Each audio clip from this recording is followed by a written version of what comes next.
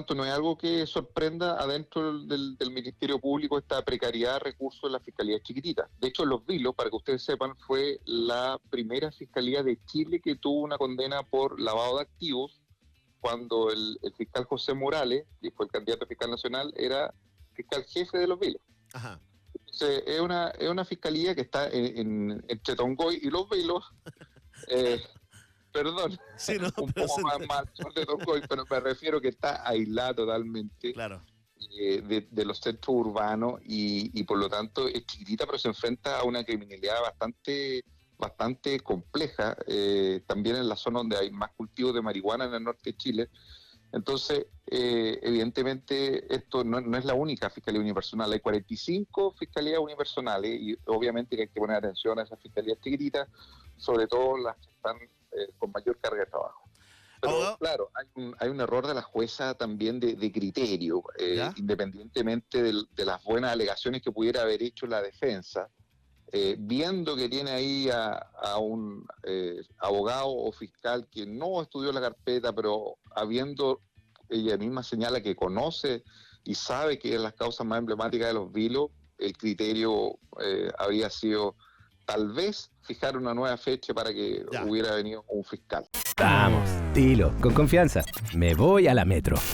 Así es, tenemos una anunciada conversación que nos interesa muchísimo, ¿no? Con el abogado y ex fiscal Pedro Ortustegui, ¿no? A propósito de este caso que está en boca de todo el mundo, ¿no? La controversia, ya lo saben, se instaló allá en Los Vilos luego de que el juzgado de garantía consiguiera la libertad bajo fianza a 5 miembros del Tren de Aragua, previo pago de 5 millones cada uno, ¿no? Los imputados estaban en prisión preventiva por secuestro, intimidación y asociación ilícita tras el rapto de un ciudadano venezolano en Pichidangui, donde cobraron 70 millones por su liberación, ¿no? Sin embargo, el lunes pasado la jueza Daniela Pinto terminó decretando arresto domiciliario para todos los involucrados, quienes hasta el día de ayer estaban prófugos.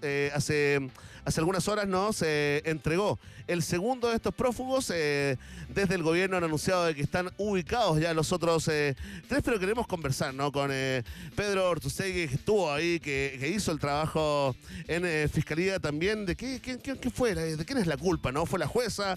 ¿Fue el fiscal? ¿Es el sistema? Abogado, buenos días, bienvenido al Despertador de la Metro. Hola, Verne, ¿cómo estás? Buenos días, buenos días. Buenos días también para ustedes. Sí, estamos intrigados, ¿no? Tenemos esta pregunta, yo creo que la tenemos instalada buena parte de los chilenos, ¿no? ¿Qué pasó en este caso, abogado? ¿Cuál es su versión? ¿A dónde hay que apuntar las miradas? ¿Al trabajo de la jueza? ¿Al trabajo de la fiscalía? ¿Hay negligencia en este caso? ¿Hay descuido? ¿Hay algo irregular?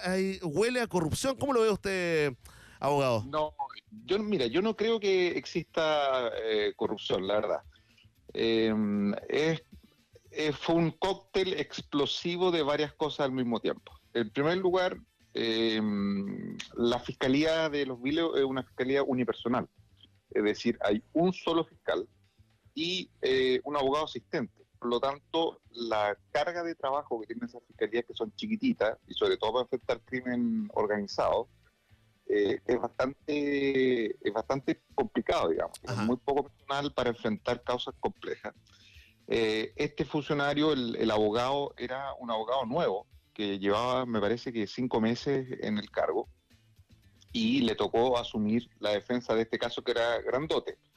Por lo que se alcanza a escuchar en el audio, habría tenido muy poco tiempo, o se le habría entregado esta carpeta para estudiarla con poco tiempo. No sabemos. Igual hay una responsabilidad, obviamente, de parte del colega, que tiene que efectivamente estudiar la carpeta para poder defender la posición de las defensas. Ajá. O sea, la fiscalía tiene que llegar con la información estudiada para poder defender exactamente lo que están planteando las defensas. Por otro lado, las defensas cumplen su trabajo al entregarle al juez, digamos, jueza, los antecedentes necesarios para pedir la libertad de sus clientes. Ese es el trabajo que tienen que hacer las defensas. Y la jueza cumple una función que, como lo dijo también en los audios que se han filtrado, una función de ser un juez imparcial o natural, de manera de no estar inclinado ni a la fiscalía ni a la defensa. y evidentemente frente al abogado que no tenía los antecedentes o no conocía la carpeta para poder defenderla, obviamente tuvo que tomar una decisión, ya que no fueron refutadas las afirmaciones de la defensa. Eso es bien importante señalarlo, por eso nos dejan libertad. Y ahí se comete un segundo error, que no fue apelar en audiencia, porque la ley, a través de la agencia, de la agenda corta, se modificó en su momento el Código Procesal Penal y le permite a la fiscalía o al asistente fiscal que esté en la audiencia poder apelar en audiencia. Y eso significa que las personas quedan privadas de libertad mientras no se resuelva la apelación en la corte. Ajá. Y lo que ocurrió acá es que aparentemente, porque se señaló en un medio escrito, estuve leyendo ahí que se había presentado la apelación por escrito y no verbalmente en la audiencia. Y eso llevó a que finalmente las personas quedaron en libertad. Ahora, si es que se apeló verbalmente y esa información no es correcta, en la misma audiencia y quedaron en libertad, es un error de la jueza. Perfecto. O de los funcionarios del tribunal que oficiaron a Gendarmería, porque acuérdense que las personas están en los vilos, pero están presas en distintos centros carcelarios. De hecho, que se entregó en la cuarta comisaría estaba acá en Santiago 1. Así es. Por lo tanto, seguramente ellos estaban remotamente y los oficios se enviaron a los distintos centros carcelarios para que quedaran en libertad. Abogado, ¿a usted le parece? Estamos conversando con el abogado y ex fiscal Pedro Ortustegui acá en el despertador de la Metro, a propósito, ¿no?, de estos 5 miembros del Tren del Agua que fueron liberados, ¿no?, cuya prisión preventiva se revocó, para ser más precisos, ¿no?, por el Tribunal de Garantía de los Vilos. Estamos tratando de dilucidar, al igual que usted, ¿no?, si esto tiene que ver con la jueza, con el fiscal, con el sistema. ¿A usted le parece esto en esta seguida de errores que nos comenta, ¿no?, esta crónica que nos hace del caso, abogado? ¿Le parece que esto es un error grave?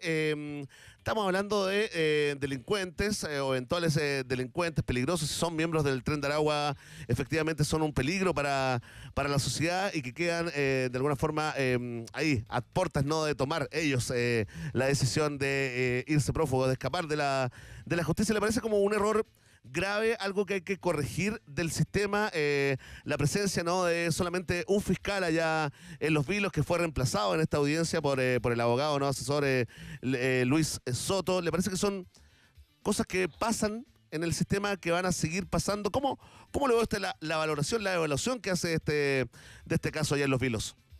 Bueno, los fiscales, particularmente la Asociación de Fiscales, viene alertando de esto hace, unos 15 años por lo menos. Ajá. Por lo tanto, no es algo que sorprenda adentro del Ministerio Público esta precariedad de recursos de la Fiscalía chiquitita. De hecho, Los Vilos, para que ustedes sepan, fue la primera Fiscalía de Chile que tuvo una condena por lavado de activos, cuando el fiscal José Morales, que fue el candidato a fiscal nacional, era fiscal jefe de Los Vilos. Ajá. Entonces, es una fiscalía que está entre Tongoy y Los Vilos.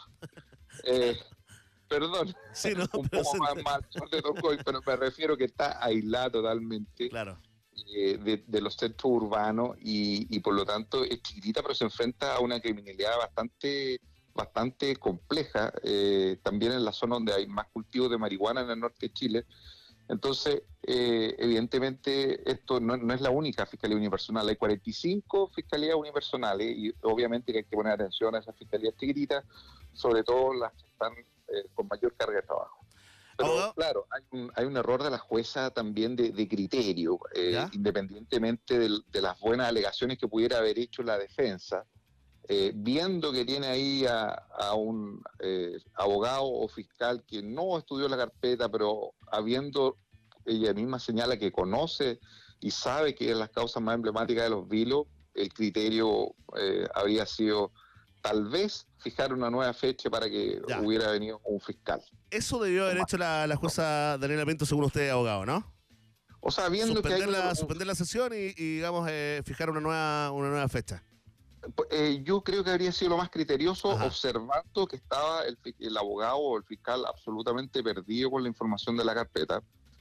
Habría sido razonable eso y haber dicho, mire, ¿sabe qué? O vamos a suspender esta audiencia una hora y media para que usted estudie y venga, digamos. Pero en el fondo fue casi un fusilamiento.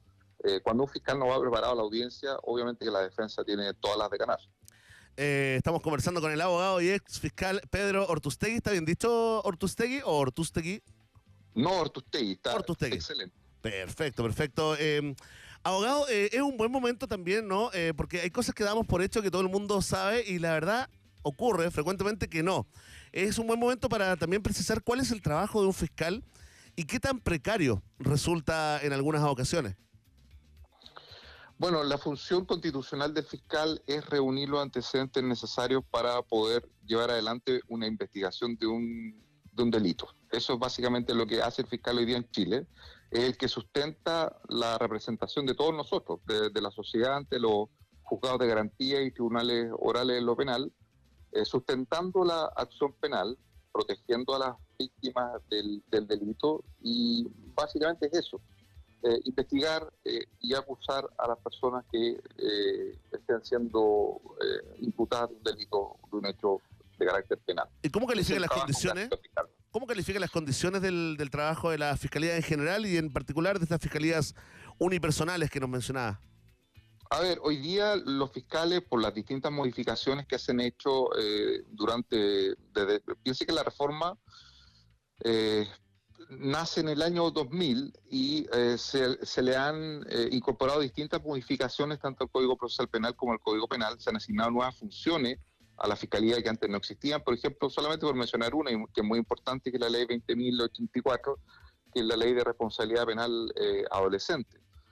También el gran volumen de nuevas causas de violencia intrafamiliar, que es la Ley 20.066. Entonces, también todas las que antes eran de competencia de la justicia militar, también hubo una gran modificación en la justicia militar, y los casos que antes veían las fiscalías militares también se incluyeron a los fiscales del Ministerio Público. Ajá. Es cierto que se ha aumentado la dotación de fiscales, pero en forma muy leve, es muy pobre, digamos. Entonces tenemos un diseño de una fiscalía que en el mejor de los casos se supone que van a recibir alrededor de 700.000, 900.000 denuncias al año, y la dotación estaba justa, pero resulta que la Fiscalía recibe alrededor de 1,5 millones de causas al año. Claro, casi el doble, ¿no? Prácticamente. Casi el doble. Sí. Entonces, obviamente, la carga de trabajo hoy día de la Fiscalía es bastante grande, y eso lo nota la gente, digamos, en la atención del público, en los resultados, etcétera. Abogado, por último, en su opinión ya como un miembro, ¿no?, del sistema judicial, en algún momento un destacado abogado también, ¿cuál es su opinión personal, al título personal, de cómo el sistema chileno, el sistema judicial chileno, si está preparado o no para enfrentar al crimen organizado, por ejemplo, al Tren de Aragua? Yo creo, sinceramente, no quiero asustar a nadie, pero yo creo que Chile no está preparado en absoluto para poder enfrentar el crimen organizado. Nos pilló absolutamente desprevenido, también 1,5 millones de migrantes que tenemos, y era lógico, digamos, que llegara crimen organizado de otros países, que nosotros no estamos preparados. O sea, el nivel de violencia que usted puede ver durante todos estos últimos meses, personas que aparecen en el borde de la carretera, envueltos en frazadas, personas acribilladas de día, de noche, en cualquier parte, donde no hay resultados. Bajaron los resultados en el esclarecimiento de homicidio. En Chile antes se aclaraba cerca del 80% de los casos de homicidio, hoy día no llega a la mitad. Entonces tenemos hoy día un problema muy importante donde nosotros no estamos preparados, y se ve complicada la cosa. No se ve muy bien el asunto hoy día. Ahí está, en la opinión, sí, técnica, con sabiduría, con experiencia del abogado y ex fiscal Pedro Ortustegui, acá en el Despertador de la Metro. Abogado, que tenga un buen fin de semana, un lindo mes, un lindo invierno y una larga vida. Muchas gracias, Ben, que esté muy bien, y saludo a todos los auditores.